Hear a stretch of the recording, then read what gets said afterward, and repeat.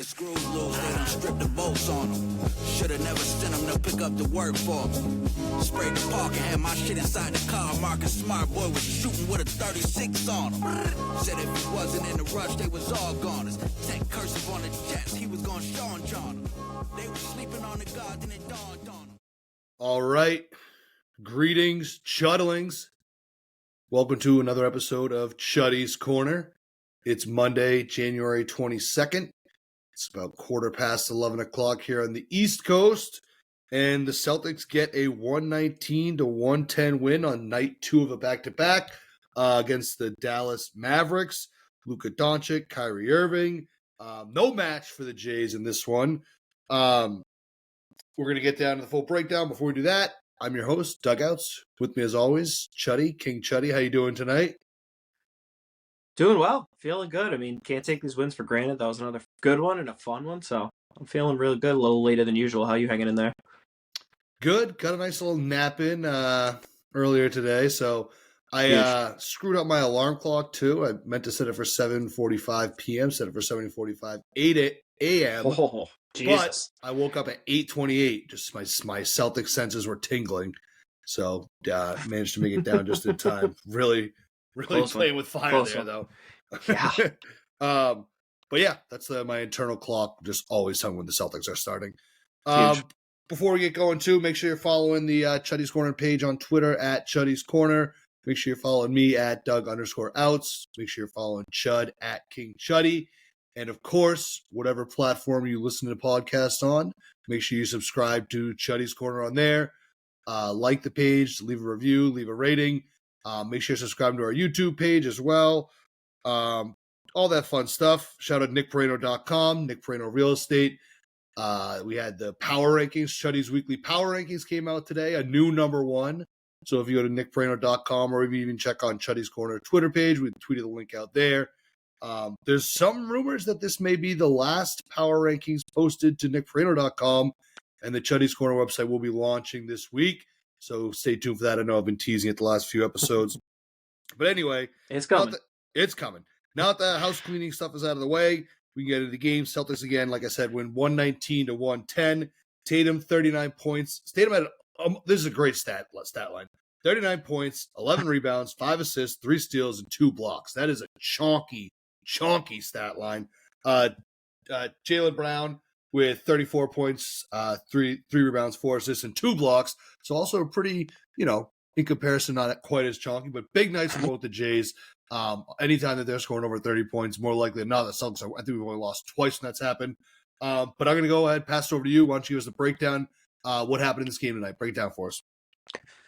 Yeah, so came out a little bit, I don't want to say slowly, but really just the shots were not falling at all in the first quarter. Celtics came out, missed 7 straight threes to start the game.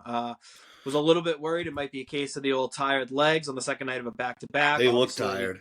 No Porzingis tonight out the gate, too, so didn't have that crutch to fall back on as we did in Houston tonight. But it was the opposite. We were just playing awesome defense against the Mavericks out the gate, kind of holding the ship when the shots weren't falling.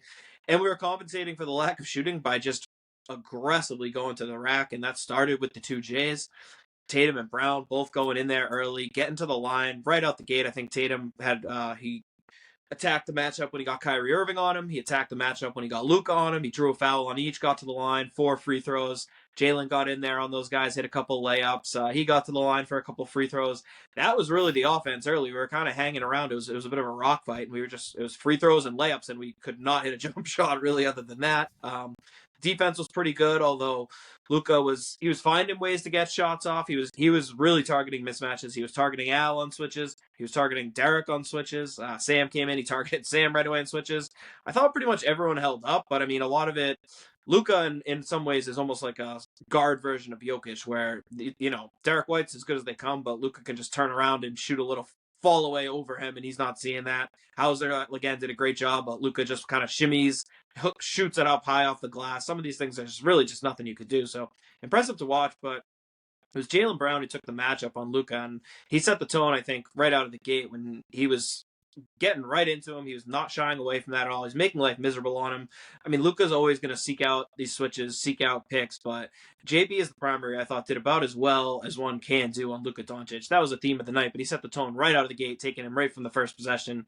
And it seemed like he was hungry for that matchup, and he did a great job. Jays were doing it on offense, like I said, just nothing falling. Finally hit one towards the end of the first quarter. It was a Jrue Holiday corner three that basically like rolled off every part of the rim and suddenly fell. And I was like, okay, hopefully this will do something for us, but didn't really continue. I think we finished like 1 for 10, 1 for 11 in the first quarter on threes. Tatum came back in at the end of the first quarter, and it seemed like he had a kind of even more of like a heightened aggression as he came in for that second shift, got right to the rack for a layup, hit a little mid-range jumper to go, hit an awesome floater right at the end of the first quarter buzzer, cut it to a 2-point game. So a quarter where it felt like offensively, like I didn't think we were playing poorly, we just couldn't buy a shot. To only be down 2 against that Mavericks team was a pretty good feeling. And you could tell kind of by the way Tatum finished that hopefully the momentum was about to shift, and it really did. It came right on the second quarter, and it was like night and day. Jrue got a 3 to fall right away. Next possession, hurried it down. Good ball movement. Sam hit a 3. Then Tatum got a sidestep 3 to fall. Then a possession later, they doubled Tatum. He kicked it right over to Pritchard. He hit a 3. And it was like the floodgates had opened. Suddenly we were up 45-35. It was off to the races. That second quarter was just magical. Scored 41 points. The 3-point barrage just turned on out of nowhere. We ended the half 10 of 26 on threes, again, after only like 1 for 11. So it was like a 9 of 15 second quarter from threes. Basically night and day from the first. And then after the threes, then it was the Jaylen show. He came back in after a nice rest, and he went to work right on Luka. They were putting Luka on him. First, he had the move where he broke his ankles, and he sent Luka flying on the floor. Pulled a little shimmy move into the elbow Anyone jumper. looking for the Shooting Stars video? We did put it out there. Always, it is on the Chuddy's Corner. Yes, and then the next possession, again, he got Luka in the air. He was being a little overzealous, and Jaylen kind of bumped him, leaned back, hit an and one jumper on him. So he had it going. It was beautiful to watch. They were playing really just like awesome all-around basketball in that second offensively, especially. And down the stretch, honestly, it wasn't really Luka or Kyrie. It was Tim Hardaway Jr. in that second quarter. I think he had 14 points just in the second alone. He really kept them in the game because the way the Celtics were flowing on offense, it felt like we easily could have been up by 20 or so, like even more than we were. I mean, we stretched it out to a nice, like I think 12, 15-point lead at some point, whatever, but it felt like it even could have been more. So Tim Hardaway Jr. really was keeping him in it there for a while. And then we had a few shots down the stretch that weren't great to close the half. So like solid, but not awesome. Went into the half down 6. It felt a little like I was thinking we should have been up more just for how well we played in that second. And I knew like they were well rested. We were coming off the back-to-back. So it's just like, I hope that doesn't come back to bite us. We come out a little slow again in the second half. Like it just felt like we should be up more. Obviously never a good feeling. Again, we've all seen the Luka magic, what can happen there. But yeah, wasn't really that the case at all. We came out in the third. I thought more of the same. We're playing really well, hitting a few shots right out of the gate, and it was just more Tatum and Brown attacking. Had so many good plays on both ends. I thought they were scoring, they were playmaking. Tatum absolutely living at the free throw line. I mean, again, we're going to get into those two's game, definitely. Yeah, and I mean, it was like Kyrie, Luka, and then Grant when he was in there too. They were going at those guys absolutely relentlessly, and both of them were like taking turns. It was layups, it was short little mid-ranges, and it was setting up other guys. So again, they were playing great. And in that third quarter, kind of the same thing. There's a few times where we would get up like 15, 16, and it seemed like we were kind of 1 or 2 big dagger shots away from almost running away with it and kind of rolling in the fourth quarter. But the Mavericks just kind of wouldn't let go. They would hit a big shot. They would get a big play, get a big swing when they needed it. Just kind of hanging around. They managed to cut it down to 11 going into the fourth quarter. Fourth quarter, I thought, really a slow start by the Celtics. You could tell right away the offense had slowed down. I was immediately getting nervous, like this game is not over. We got to be getting the pace back. I think halfway through the quarter, we'd only had like 9 points. We were like 4 of 13. We've obviously mentioned no Porzingis. Joe opted to go with a very small lineup, which we've really only seen once or twice this year. I liked it. It was the Jays and the 3-point guards, Pritchard, Jrue, and Derek. Not super effective, again, as we were it looked good for a possession or two, but they were scoring on us. We were struggling to score. The offense was a little bit bogging down. I was getting a little worried. And then suddenly Luka got loose. He hit a 3. They get a stop. Luka hits a little sidestep 3. All of a sudden it's down to 7. It had been as high as like 17. Joe calls a timeout. I was a little worried. I wasn't sure what we were going to do there those last 5 minutes. I was wondering if we were buckling in for another close one, but really good execution right out of the timeout. It was back to JB. JB right into the post on Luka and just went up super strong for a confident mid-range, hit it right over him, kind of like no messing around. Love to see that. Was that the play where he like didn't even do like a move? No, that was later. This one was right out of the timeout. He almost I definitely want to. When we talk about the Jays, I want to talk about that because that was hilarious. No, and that's I mean, that was kind of how the last 5 minutes kept going. Great on both ends, and the Mavericks were making some shots, but just could not cut in the lead because the Celtics did what they needed to on offense, and that was repeatedly kind of getting to the basket. It was that move by JB. Tatum had 2 hard drives where he got inside and basically just bullied his way inside for layups. He had another one where he got into the lane. They helped. He just dished it to Jrue for a short little bunny. Jaylen had the one you mentioned where he just like walked right at Luka, almost like daring him to come out at him. So nervous. Yeah, and he just never stepped out. He's like, okay, I just confidently hit an elbow jumper. Jaylen also had that huge and 1-3 in the corner. So it was both the Jays really leading the way, taking us home, and both just, again, playing awesome defense. Tatum was great on the defensive end all night. Huge with the 11 defensive rebounds, obviously with no Porzingis, was massive. He was great in there. He had 3 blocks, like you said, 2 steals. Brown had 3 blocks of his own and was just masterful on Luka. I thought down the stretch, he made a few big plays. He had that one awesome play where he was on Luka, switched the screen onto Kyrie, made him give it up, and was able to rally all the way back to have like a chase down block in the half court on Kleber for a dunk from behind. It was an awesome block by Brown, led to transition. And then Tatum had an awesome block on Hardaway Jr. a few minutes later where he was helping out. That kind of sealed the game. So won the game really with just like, it's the kind of game that has been tough for us where we almost just kind of like bullied them down the stretch. We were the more physical team. We brought the game to them. We attacked. We played in the paint. We were getting like layups and mid-range jump shots, which is great shot diet. We were making things tough for them on the other end.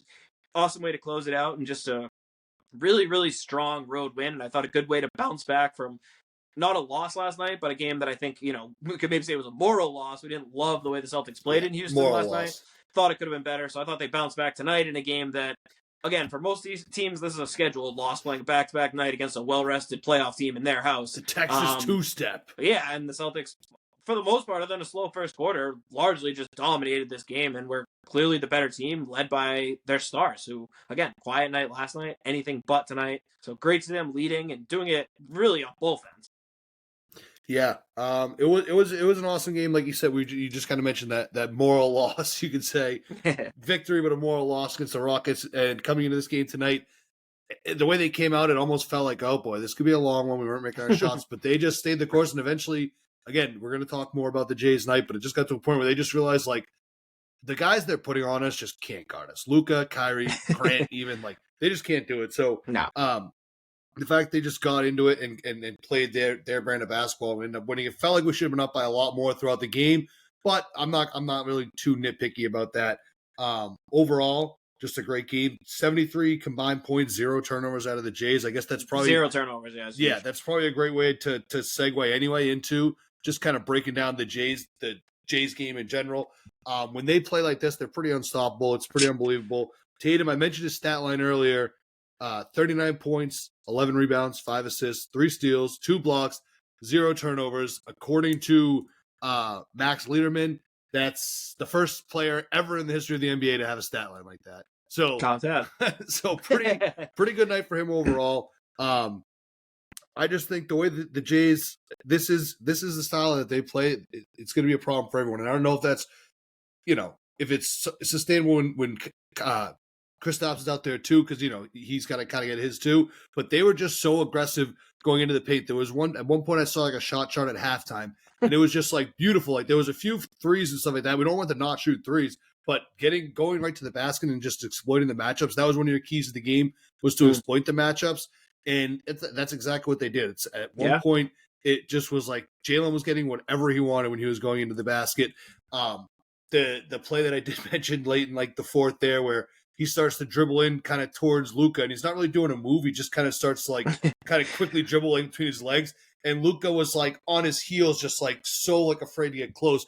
And it was like Jones like, all right, fuck it, fine, I'll just shoot. It's like a really weird, like not even really a shot that he takes that often. He just was like, I don't know, I'm like 10 feet away from the hoop. I'll just put it in. We need points at that point. Yeah. It was, we just had to close out the game. So it was just pretty funny to watch. I mean, we're gonna talk too just about like Luka's game. He obviously had the triple double. But he was just, I mean, the way they're attacking him, the scouts that are in the game, they got to kind of attack Kyrie to keep him tired. I think they did that pretty much with Luka, though. Like, they were just, there was one point in the game where it was like the Jays were just taking turns on who's going to pick on Luka defensively. And that's obviously the knock on Luka. He's obviously a great offensive player. But, I mean, defensively, at least tonight, the guy looked like a freaking parking cone out there. So, yeah, Jaylen, 34 points, Tatum, 39 points. Just a great night for the Jays. I don't know if you have any, what do you have more to kind of add to what you saw from more of like an X's and O standpoint? Was it just like they were just hooping and just going at the guy? Well, there's a few things specifically I think about tonight's game. I think one is it's important to note that last night is arguably like the worst combined that they played. I mean, obviously Jaylen had the triple-double last night, but at least in terms of scoring, shooting, and offensively in general, really an off night for both of them. They both played poorly. So, again, it's just so cool to see that we win a game like that last night where it's kind of Porzingis and Derek White are leading us. The Jays both have off nights, and we're still able to get a, semi-comfortable road win is pretty good. Bounce back one night later, don't even have Porzingis, and suddenly both Jays are looking like two of the best players in the league. Like, so to just have both of those options is incredible. And tonight too, it was for me just the way they came out with like the mindset and the aggression they came out with, that I can't think of a lot of games where they both came out and were this like locked in and aggressive. Jaylen called it in the interview that it was a mindset game. It seemed like it, and I don't know if it's like a little edge with Luka. I don't know if it's the old friends Kyrie and Grant. Like, I don't know if it's just that they played poorly last night, wanted to bounce back. Maybe just a little bit of everything. Maybe it's just that like they're sick and it both did played seem well. like Jaylen just doesn't like Luka. I don't know. I don't know if there's like an actual animosity or if it's just like a similar age, like compared a lot like to each other by people. Like, there's a lot of people that will like compare the Jays to like Luka and stuff. Like, they'll post like a Luka stat line, like, oh, Jaylen never had this strategy, but fucking sucks on defense. That's the difference. That we saw the difference today in the two. Yeah, well, I mean, there's a lot of differences. He's an amazing player. The Jays are really good players too. It's all different than that. But again, tonight for me, we've seen games I think where they get hot and kind of take their turns, just like burying shots. This wasn't that. It was just a relentless onslaught of going to the basket, going by people, drawing help. I mean, what did Tatum finish with? 19 free throws? That's got to be up there for like one of his career highs. I mean, he was living there, and it wasn't like a foul grifting show. They were all like hard-earned, driving to the baskets and making them foul him. Yeah, he was Jaylen 15 of 19 from the free throw line. Yeah, and Jaylen had 9 free throw attempts himself. So I mean, for both those guys to combine for almost 30 free throws, like this is what we want, especially when the shots aren't falling, or you don't need to sit out there and make fancy moves and shoot threes. Just go to the hoop, go to the hoop. Go to the hoop. We were kind of, I think, almost annoyed that like they didn't do it as much last night. Well, they certainly came out and did it tonight. And like you keep saying, any mismatch, and even their main matchups. I mean, Derek Jones Jr., like he's a fine defender. Josh Green, like he's fine, but not anyone who can really stop Tatum. They tried to switch Kleber in there to get more size, more defense, more versatility, because it's tough. Lively's more of a drop big. They were trying all kinds of things on defense. They couldn't stop these guys, and they couldn't keep them out of the paint. The Jays were doing whatever they want. And again, this is when they play like that, you throw Porzingis into the mix too. And like Derek White didn't even have a good game really at all tonight. Like they didn't get a ton of help, and it didn't matter. They didn't need any help. It was almost like, no, there's only two of the players in double digits, Jrue and Al. I don't mean there was like a my turn, your turn in a bad way, but it was just like we could go to either one. And I mean, when one rested, it was like the other one rose up and took over, and just doing it the same way, just attack, which I can't tell you enough how much I love to see that. I feel like this is what we've always wanted out of these guys. Put your head down, blow by people, go through people, draw contact, just be fucking big, strong, and aggressive, and that's what they were. So again, I don't know if it's something about this team that they targeted, which makes sense, but I want to see them do this more often. I know it's not going to result in this kind of stat lines, but this is the way to play, and you saw it again when the game got a little tight. I know it only got down to 7 or whatever, but we went right into that. There were no kind of drawn-out possessions. It was like, okay, I'm going right at you, and it seemed like it was either guy. I had full confidence in either one of them, and they both made huge plays and had great trips down the stretch. And again, I really don't want to sell short the defense because they did just as much on defense. Jaylen was guarding Luka almost the entire game and did a great job. Luka had a gaudy stat line. He shot 12 of 30, and he was working his ass off for everything he got. He's always going to make a few amazing shots. Like, there's some games where you can just play him lights out and he's just going to score 50 points. But you can't defend Luka much better. 33 points. Again, Luka is so, we can 12 pivot of 30 towards shooting. Them. Yeah, exactly. So he was 12 of 30. I had someone before the game ask me what did I think Luka was going to do, and I said, probably score about 30 points, super inefficiently, and lose by about 10. So Yeah. prediction of the night, I almost pretty much nailed that. I mean, again, Yeah. if a guy's going to take 30 shots, a guy as skillful as Luka, he's going to get around 30, 33 points. So I think Jaylen did pick that up. He said after the postgame that he didn't ask for it, but he was just sort of like excited for the opportunity to take him. And I think it was obviously, you could see that it sort of paid off. Like they had him like in hell on both ends of the floor. They really did. And I mean, he was missing layups. You could tell he was getting gassed. He was working. And again, some shots, he works so hard. It seems to get him so well defended. And he'll just like put his body into you, lean back, and just hit a ridiculous floataway. And you're like, all right, well, there's just like nothing you can do. He's a really good player. Of course. But I mean, again, I don't think you can like defend him much better than that for 48 minutes, make him work his ass off for every shot. And he hit a few crazy ones at the end. But again, 12 for 30 for 33 points. Like, you will live with 33 points on 30 shots any night of the week. And then, I mean, Kyrie, I thought did a great job on him. He finished like 9 of 20. I thought, and talk about a quiet 23 points or whatever he had. Didn't really make an impact. Hardaway, I mentioned, got going for 14 in that quarter. Other than that, quieted him down. Finished with only 20. As the Jays both having that many points, it's like looks like offense, and we had that one big quarter in the second. But overall, I really thought we set the pace, set the tone, and won this game with our defense. It was awesome all night. Yeah. I do want to kind of, I mean, we pretty much might have just touched on a lot of it now, but Luka he's definitely like a kind of a fun player to watch. I feel like he was obviously got technical. He was getting real frustrated with the refs, but I did like that the refs for that first half, it was almost like they weren't calling like really anything for a while there. And I think that he was having a harder time adjusting to that. And as opposed to what we were doing, we were just saying, okay, well, if they're not going to be calling it, then we're just going to kind of play that physical brand of defense and also just kind of go to the basket ready for it. We were kind of going to the basket strong, not like just sort of flailing, looking for free throws. You mentioned, obviously, we ended up getting the line a decent amount. I think a lot of that kind of came in the second half. But just a little bit more on Luka's night. I mean, he had 18 rebounds, 13 assists. It didn't seem like to me that he had 18 rebounds. I was kind of shocked when I saw how much he had. Well, they were playing small a lot.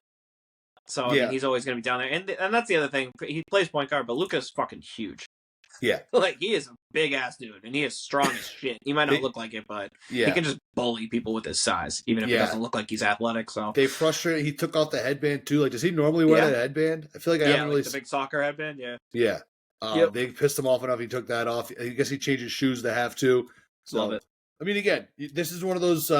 it's like a stat line of his, like 10 years from now, people look back and be like, oh, wow, that must have been a good game for him. But I really don't think it was all that great of a game. It's a triple. It was not a good game for him at all. Line, triple double, and like again, the box score boys will look at that and say like, "Oh, look what he did." But just watching that game, it was kind of shocking to me when it ended. And I saw that stat line he had. I was like, Jesus Christ, when did all that happen? Because it just seemed like almost the story of the game was just the way that he was sort of getting picked on, defensively and even just kind of offensively, the way he was getting kind of clamped in. We mentioned 30 shots, he's going to get points, but.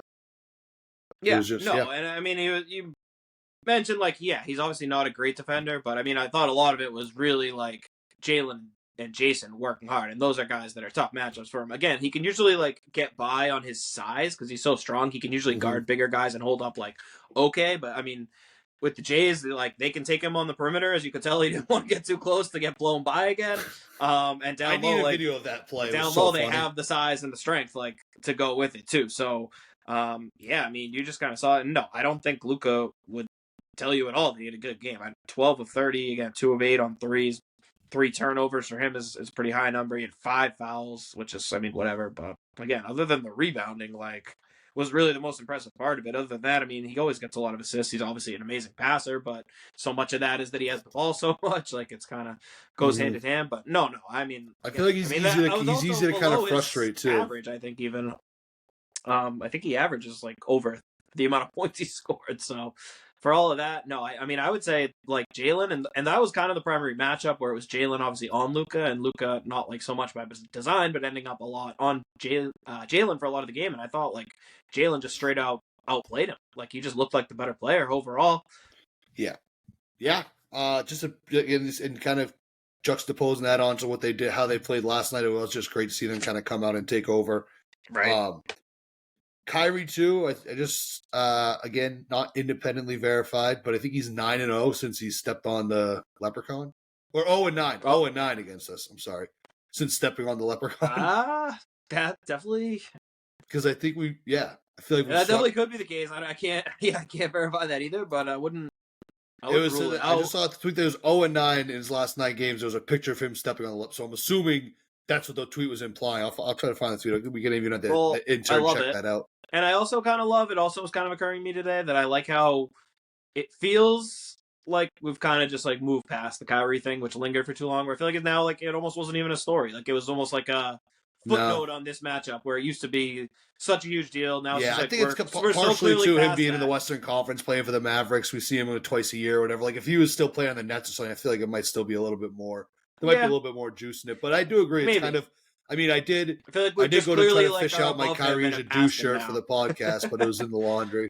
So sad that I could have worn the Kyrie's a douche, but I just feel like both Jays have so clearly surpassed him in like the NBA's hierarchy, and they're just a better team that it's just like the story's kind of like gone away. This, like you said, there's no rivalry. We just beat him every time now. He's clearly a second thought even on his own team, where he's been playing well, but tonight I thought was mostly very quiet, and he just doesn't. It was billed maybe as like our 2 stars versus their 2, but it really, watching the game, it more felt like the Jays against Luka. Yeah. Certainly. Yeah, no, I agree with that. Well, good. Fuck him. No, I wasn't saying it was bad. I was saying it was a good thing. Yeah.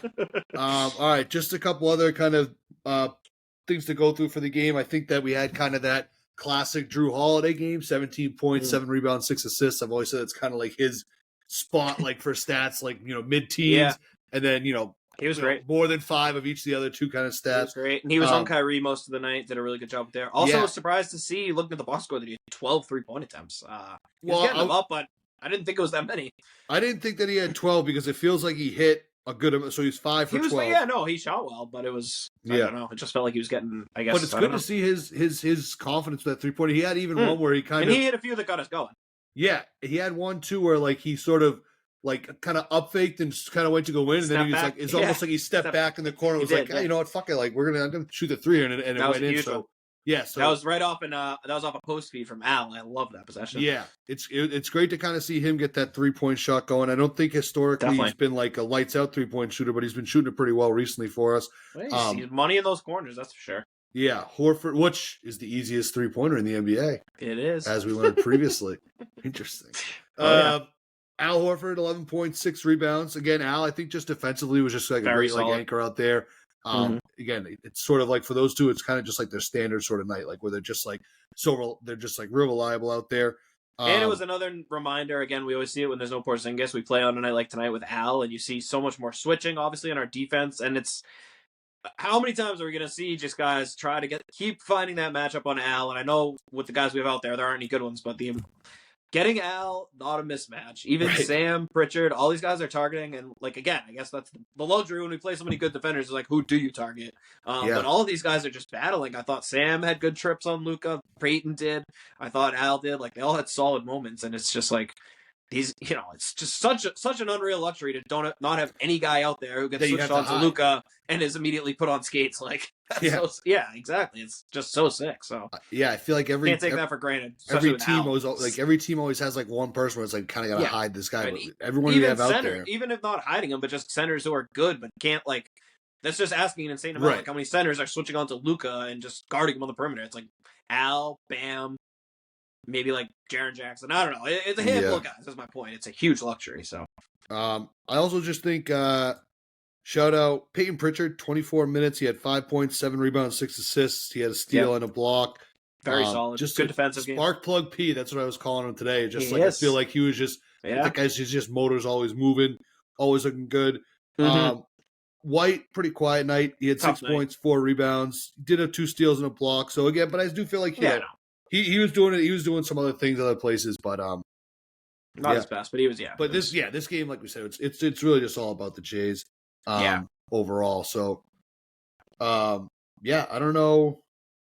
I feel like covering the Jays and Luka, like even just looking at the box scores, kind of got everything pretty much covered. I don't know if you have any other kind of moments or stats that you want to kind of point out. What else do you have any other notes?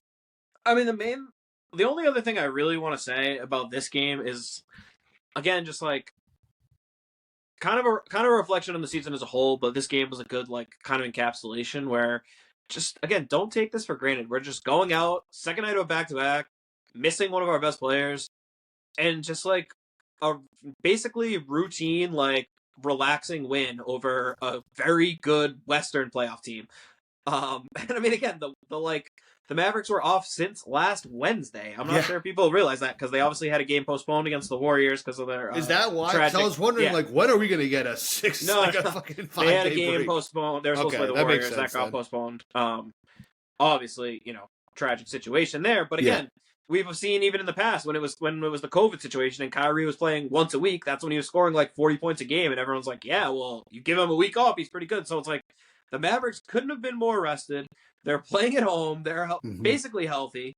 The Celtics missing arguably, their third, fourth best player, key starter on the road, second night of a back-to-back, and you never would have guessed it by the way the game goes. And again, just like, don't take this for granted. Look around the NBA, like there aren't other teams doing this. Every team is like dropping these tough scheduled games to good teams. And again, it's like Celtics fans just want to nitpick every single game. Like, oh, I'm sure there'll be Celtics fans out there tonight. Like, we let them hang around, or like couldn't pull away, or like I'm sure they'll find something. You got to enjoy the ride.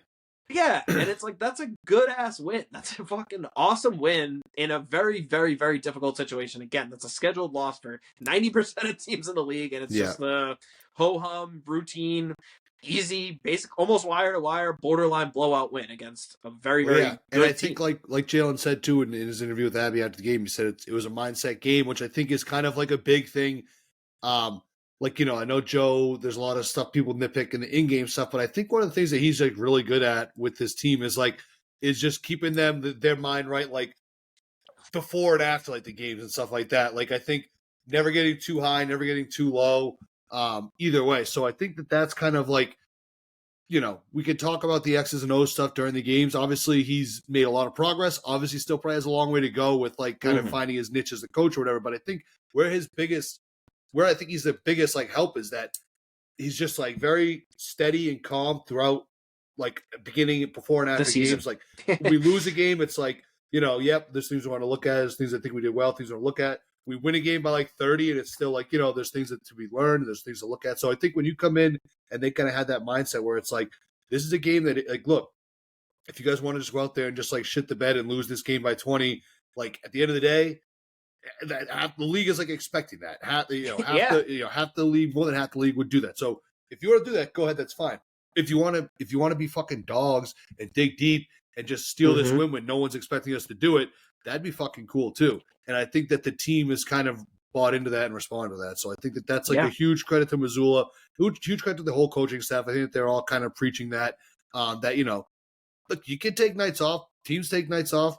Some of the best teams, like you look at the Bucks, look at the Sixers, and stuff, they all take nights off, and they had these basically in that Bucks game. They had their scheduled losses or whatever. But these guys are kind of coming in every night, ready to kind of fight as if it's like a playoff atmosphere game. So I love to see that, and I think it's a credit to Joe.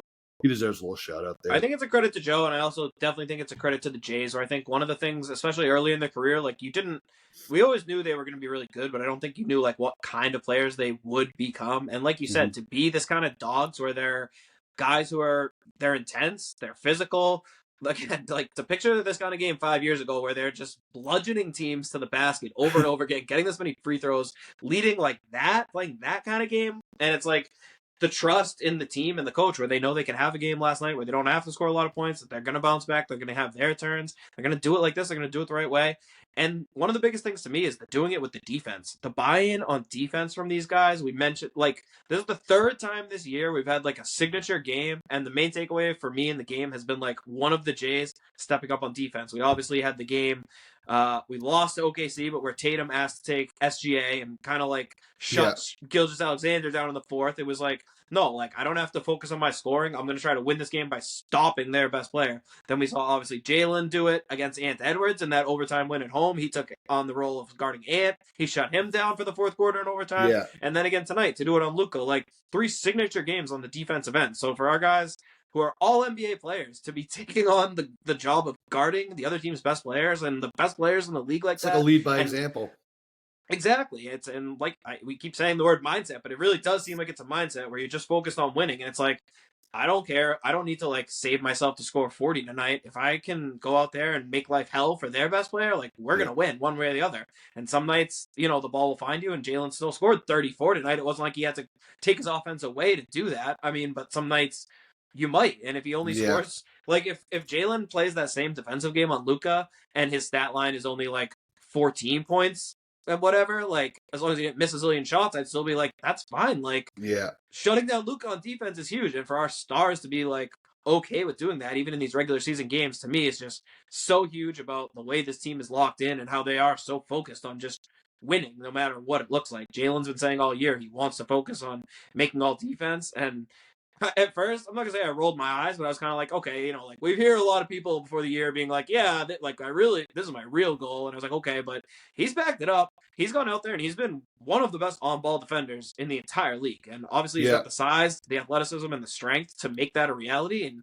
he's put in the work, he's put in the focus, and again, like what another luxury to have one of your best players and one of the best players in the NBA who wants to go out there and be like a marquee stopper. So for these guys to try to become like not only as good of wings as they've already been, but to rise to that level too, where they want to be like this Kawhi type defenders or whatever, and these superstar offensive players, like that's next level.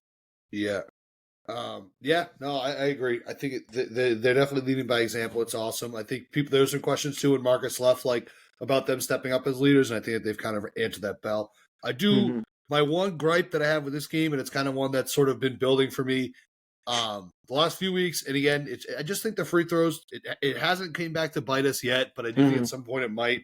They finished tonight 22 of 30, 28 of those were the Jays. So, so it's not like we had like, some shitty free throw shooter out there missing free throws to kind of to skew it. So I'm not like hitting a panic button. I'm not really even hitting the concern button. I'm just sort of thinking like, I don't know, at some point I feel like it could cost us something. I know that Jaylen the last two games missed both free throws down the stretch in those games too. It's just something to keep an eye out for. I'm not really like, I don't know. I just want to kind of get that take out there so that if it does come back to bite us, you heard it here. That's definitely fair take. The one thing I'll say overall is still a good free throw shooting team. When it shows up, it's obviously always annoying to miss free throws. Shot a ton of free throws tonight. I think one place where tired legs will definitely show up more than others is free throws. So I think part of that is some fatigue. And the one important thing is down the stretch when it did get a little tight and there were some kind of big money free throws in those last 5 minutes, I think we did hit pretty much all of them there. So that's obviously good to see. But yeah, I mean, obviously never want to miss free throws. It was Luka though. Luka missed a pair down the stretch that kind of ended the game. Yeah, that's true too. So hey, maybe it's just something in the league. Maybe they just don't. The days of those 95% free throws shooters are just days of the past. Tired legs out there. Just like real quick before we get into around the NBA, do we feel bad for Grant at all? So I was wondering this, and I'm glad you mentioned it because I was gonna say we have to mention the play before halftime where Grant thought he was gonna put up like a half court. It's funny too because that video I sent you before the game started, it was just like whatever that like meme of some like guy just like and he just gets stuffed. Man. I was like, this would be kind of funny. And then the play basically happens. I was like, oh, Tatum Jesus Christ. Stopped him, and it was such another one of those like dad stuffing his little son in the driveway, and then he like yelled something, like laughed at him, pointed at him. And I was kind of like, oh, God. But so it's kind of like on the surface, you almost feel bad. But at the same time, I think we all know from following the Celtics team and knowing like all the stuff about them, how much Grant is clearly just like a shit talker, always trying to get always trying to get under everyone's skin. So like, I think they're, at the end of the day, they're obviously all friendly and stuff. So I don't feel bad for him in that. I think he kind of owns this stuff. Like it's who he is. He leans into it almost a little bit. I do feel bad in the sense that he is having a really rough year. He's not playing well at all for the Mavericks. You saw it tonight. He didn't play a ton. When he did, it seemed like he was getting picked on defense, and I think he shot three shots or 3 threes, and they were all just absolute bricks. 0 for 4 from 3. Yeah, he made one shot. He had 17 minutes, 2 points, 3 rebounds, 2 assists. It's been a tough season for Grant. I don't feel bad because again he chose to leave, get more money in a bigger role, and it hasn't worked out. So whatever, he'll live. It was nice to go out. That block was funny though. You're exactly right. It literally was like big brother to like kid, like son's finally like, all right, I'll try to go in. It's like, no, get the fuck out of here. Please. All right. So I know last night we had a few games. We had a game show last night, I should say. So brought out a whole. It was leading up to being quiet around the NBA, but some monster games from a couple players. So why don't we switch over to around the NBA? What do you have for us? What's going on around the league tonight? Yeah, so like you said, a lot is going on around the league tonight. So today is the 18-year anniversary of Kobe Bryant, the late Kobe Bryant, going for 81 points against the Raptors. I'm not sure if people around the league got wind of that and were trying to go out and put on a show, or something was just in the air or what. Yeah. But it was a little weird. We had two insane scoring outputs. First, it was Joel Embiid going up against Wemby at home, and Embiid put up a 70-burger. The career franchise high for any Philadelphia 76er, obviously Embiid's high. 70 points. He was just absolutely unstoppable. I mean, poor Wemby. Wemby had a really good game. I think he had like 33 and 7, and he did everything he could. He at least made Embiid think, but I mean, Embiid's kind of the one everyone like jokes about when they're talking about Wemby. And Will Chamberlain on Philadelphia when he had the 100-point game, allegedly? No, I think he was on the Warriors. Oh, it's the Philadelphia Warriors. His jersey says Phila. So I thought that was the Philadelphia Warriors. All right, stay corrected. We're going to get into my thoughts on that game after this anyway. Okay, great. I got a hot take. Put the tinfoil hat on. But, yeah, dominant Embiid. Obviously, his typical dose of a shitload of free throws, but he was hitting everything. He couldn't miss in the mid-range. He was getting to the hoop. He was hitting threes. He continues to just be absolutely incredible. He had 18 points as well. Another win. Sixers are absolutely rolling, so good for him. He had 59 through 3. It seemed like, he knew he was going to sit, but I thought maybe he might try to go for the 81 for Kobe, but I think he'll happily take the 70 and a big win. So pretty rare you get to see 70. Even more rare you get to see 60 two times in one night, because it was Karl Anthony Towns who had 44 at halftime against the Hornets, and it was basically the opposite. Like, Embiid's was a lot of dirty work, a little short pull-ups, and a lot of free throws. Towns just absolutely locked in on threes. He had 8 threes in the first half. Again, 44 points at halftime. It's the highest points output, I think, in a half, they said, since they started doing play-by-play data in 1996. That was the most, 44. So absolutely insane. He finished with 62, his career high. Maybe the bigger story is that the Wolves basically shit the bed. I think they were trying probably too hard to just run away with it. This is like Devin Booker against the Celtics shit. Yeah. Well, no, that was them trying to come back and just padding his stats. The Timberwolves are winning by 18, and I think they were trying too hard to just keep him going, and they completely lost the plot. Offense got kind of shiesty. His shots weren't falling as much, and they just couldn't get stops, which is really weird for the best defense in the league. They let the Hornets walk down that 18-point lead and actually finished the job. The Hornets won the game. Brandon Miller, the second overall pick, was amazing. He's come back from injury the last couple weeks, and he's looked really good. Tonight was probably the best game of his career. Brandon Miller kind of took that home down the stretch. Our friend Terry Rozier had some good moments. So, I mean, the Hornets, that's one of the worst teams in the league. The Timberwolves are one of the best teams in the league. So, I know they were missing Mike Conley, and again, weird shit happens. Perfect example of what we were just talking about, how for the Celtics to not take advantage. I guess the Celtics did lose to the Hornets earlier in the year. But anyway, we didn't blow an 18-point lead and have one of our players score 62 points. So they were busy celebrating that, and the Hornets were not having any of it, so came back and won the game. I think I'm not like a Karl Anthony Towns hater, but I just think that's like classic him to go for this awesome, cool game. It's supposed to be all this fun thing, and you just like lose to the Hornets in the game. And I think I saw like of course, him and Booker, who were like the best friends, Booker and Kat, and were like they're best friends. Yeah, and they're like the that millennial. Checks out so much. Yeah, well, they're the Kentucky boys. They always wanted to team up together. Was the thing when they came into the league. They were both angling to get traded to each other's teams, and it's just so like on brand for them to be. I don't know if they were the only two ever or just the most recent two. I think they might have been the only two. There's only been like 9 players in history, I think, to score. Well, that was to score 70. I don't know the amount, but anyway, they were like easily the last two, maybe only two, to score 60 and lose the game. So very fitting stats for them. Yeah, I really like that one. So again, just funny stuff and super crazy. I think they said it was the 4th time in the history of the NBA that 2 players in the same night have scored 60 or more points. It was the first time since, I believe, the last night of the 1977-78 season, when I think those 2 guys were both going for the scoring title or something on the last day of the year. So their teams basically just like literally stat padding from start to finish. Yeah, So if it just kind of happened randomly like that tonight, just a crazy occurrence, and it really was crazy to watch in real time. I obviously like had the Celtics in my main focus, but I'm seeing in my peripherals these two games going on beside me, and it's one of those things where like you're seeing tweets come in. I'm turning on the volume during commercials. I was listening. The best part is listening to the Hornets announcer, Eric Collins. Oh who's an yeah, absolute I legend. heard some clips of those guys, and he was just like, Towns made his 9th three. He's not even talking. He's just like, like yelling and like losing his mind. I Let heard the that Hornets clip. I'll announcer try to sound. find that and tweet that Yeah, because that he's was the man. Awesome stuff, and again, just like really fun stuff. The NBA just continues to be the absolute best. I got a couple thoughts. One, I think Embiid, like I was definitely ready to fire up the like shit talking, but you just kind of got to tip your hat with the 70.1. He wasn't even. I didn't see. I didn't have the game on like you. I don't have the like 10 screen setup that you got there, but I did. I was just sort of seeing what some people were saying. I look at again. I'm a little bit of a box score boy on this one. 21 to 23 from free throws. So what didn't feel like a free throw merchant kind of night. It seemed like he was going down. It was an ethical 70 points. I know a lot of times we say he's unethical. Wait, it's like 23 free throws isn't a lot? I don't think 21 to 23 out of 70 points. I'm just saying, like, I mean, it's a lot. It's a lot to take, yeah. But I'm just saying, like I feel like when he has like a night when he has like 40 points and like 25 of them come from the free throw line, that's to me like. Sure. But I'm saying like the percentage of these points didn't come from the line. It's obviously a lot. But when you're making 41 shot attempts, like you're going to end up at the line a lot. So I think this was a little bit more of like an ethical. This one I will tip my cap to No, he was Embiid on shooting this efficiently one. everywhere.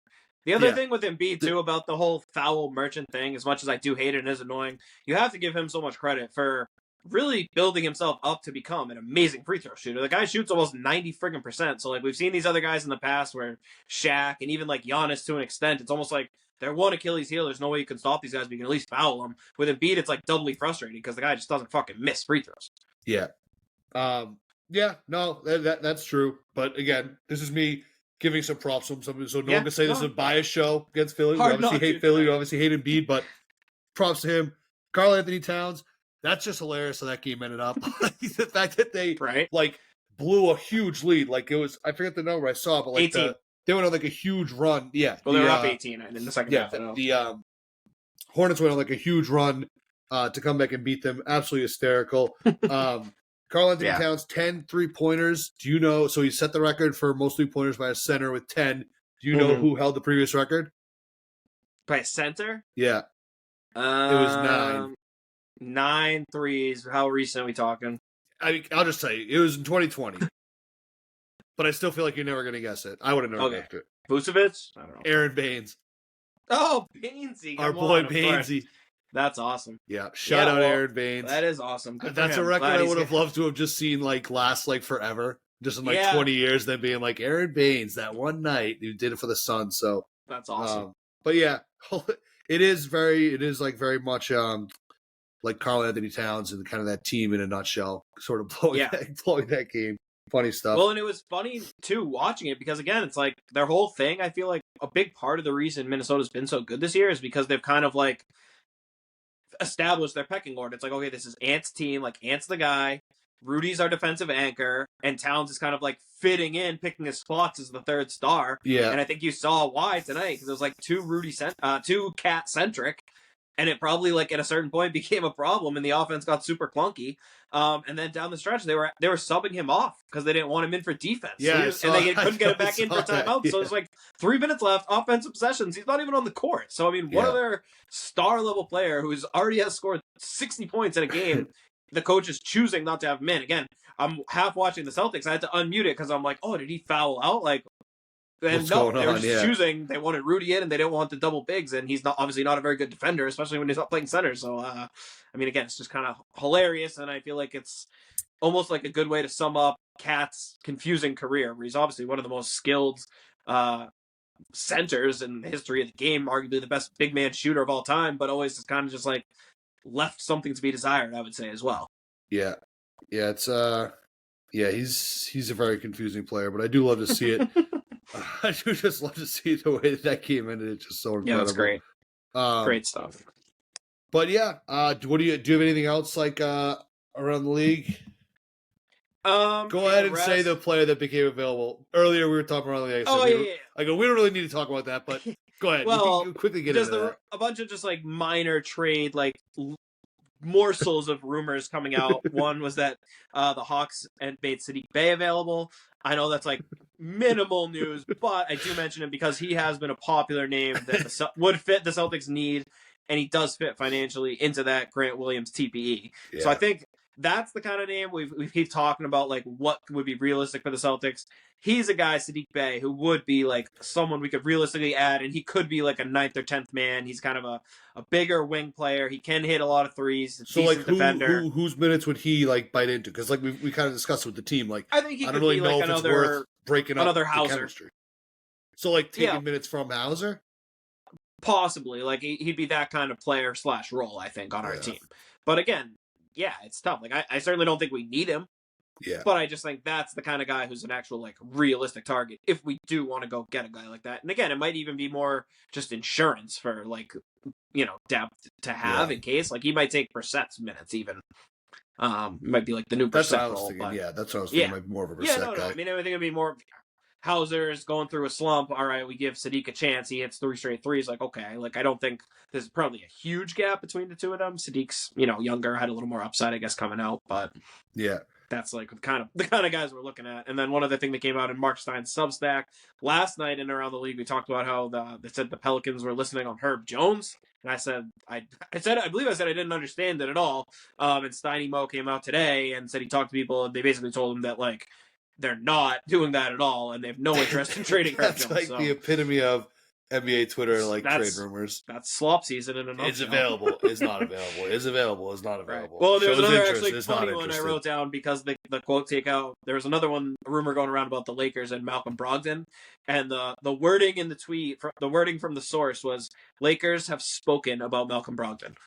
It's like, okay, like they just like talked about him. Like that's not newsworthy. Yeah, like come on. Again, I would hope any like credible front office in the NBA is at least speaking about any player in my country. like realistic. Oh, did you see Malcolm Brogdon last night? Yeah, yeah, spoke about him. You know Malcolm Brogdon? Yeah, nice guy. Yeah. Anyway, like spoke about is just like we're getting lower and lower. The next one is gonna be like Lakers are aware of Malcolm Brogdon's existence. Have watched tape on. Know that Malcolm Brogdon exists. Yeah. Lakers played against Malcolm Brogdon. Right. Like it's just grasping and stuff here. But I mean, we're at that point in the season where you're just going to hear little lingerings. None of these guys are real needle movers, so I don't think we don't have to run down the list. We're getting pretty long. We had a show last night, so we'll save it for, I'm sure the trade rumors are only going to pick up more. Maybe we'll have something a little more solid next time to fill some around the league stuff. Yeah. All right. Well, speaking of next time, it's been a while. I feel like it's been forever since we played our old nemesis, the Miami Heat. So Thursday, we got 2 days off. We get to travel down to Miami to play the Heat on Thursday. Why don't you give us a little bit on the Heat and what we can expect in that matchup? Well, I feel like at this point everyone pretty much knows what to expect from the Heat. A fucking annoying dogfight against assholes that we hate. All right, that's great show. See you all on Thursday. The Heat, they are what they are. They're obviously extremely well coached. They like to play in the mud. They've got Bam Adebayo, who's incredible. Jimmy Butler, we know what he is. Hero's been having a really good year. Duncan Robinson's been having a really good year. Caleb Martin, that asshole, has not been having a good year. I saw a stat recently. I don't know if this is still true, but through 27 games this year, through I think 22 games this year, Caleb Martin had hit 27 threes. And in 7 games against us last year, he hit 24 threes. Or I don't know if we turned guys into fucking. You don't need him, but it's just fucking Heat, Matt, devil shit. Like that's what they do.